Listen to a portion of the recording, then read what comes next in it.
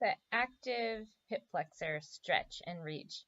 This exercise, I often like people to start this one by just lying flat on the ground and doing a bit of a body scan. So what I mean by that is that you're just connecting with where you're touching the floor and where you're not. Where are the spaces and where are the curves that are touching the floor?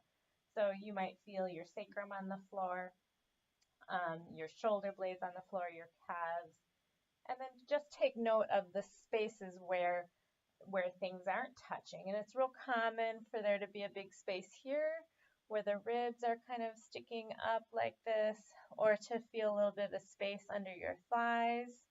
So just take note of that. How much of a space is there? And then just also close your eyes and take note of your breathing pattern, and take note of where you feel asymmetrical. And none of us are symmetrical, so this isn't a judgment on yourself, but just notice, does one leg feel longer than the other? Do you feel like more weight is on one side than the other, in the legs, in the trunk, in the arms? So just take note of what you feel like on the ground right now. And then we'll do another body scan at the end. But from here, I have a little rolled up yoga mat that I'm going to place under my pelvis. You could use a folded towel, or if you're really tight, you don't have to use anything here. It should be comfortable. So it's just kind of underneath my tailbone. Now I'm going to take my right leg and hold it up toward my chest, and I'm just going to hold it there. Now my left leg is reaching out, and I'm pulling up. You can't see it but I'm pulling up on my toes here. And then what I'm going to be thinking about doing is up here on my top half, I'm going to just let everything get heavy and fall toward the floor. So I'm not going to do this. As the leg comes down, I'm not going to let my chest lift. I'm going to just let that get heavy and relax toward the floor. Okay, and now I'm going to start reaching my left heel longer, away from my head, trying to grow that leg longer. Now from the opposite end, from my head here, I'm going to think about if there was a string pulling my neck and my head longer. I'm going to think about pulling that in the opposite direction of my foot. So this is very active. I'm reaching the leg long, I'm growing the head. Now my tendency is to want to grow the head and lift the chest. So I'm going to let that chest grow heavy, touch the ground.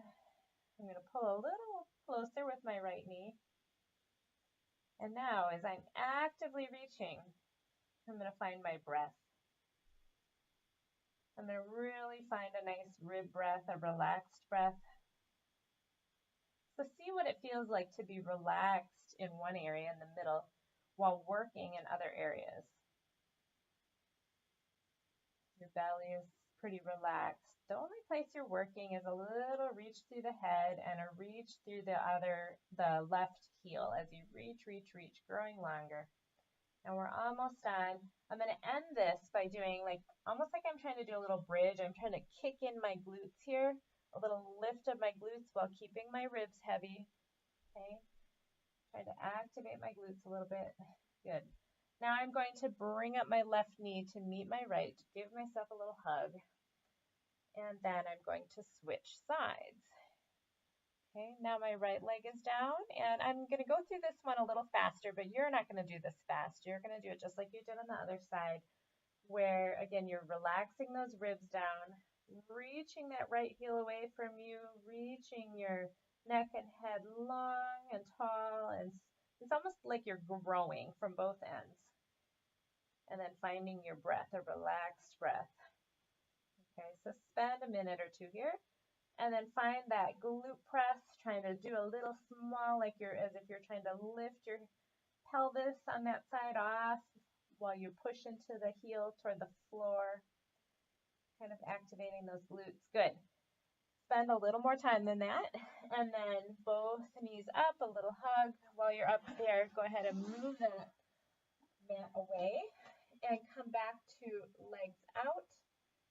Okay, and then just close your eyes again and do another body scan. And I want you to take note of if anything has changed with where your ribs are, with where your thighs are touching, maybe even your neck. And then any of those asymmetries you felt before, just take note. Did that change or didn't it? No right or wrong answers here. No big expectations. Just take note what happened. This exercise is great to follow up with some active glute work because now that you've had some lengthening, it'll be a little easier to activate your glutes for other exercises.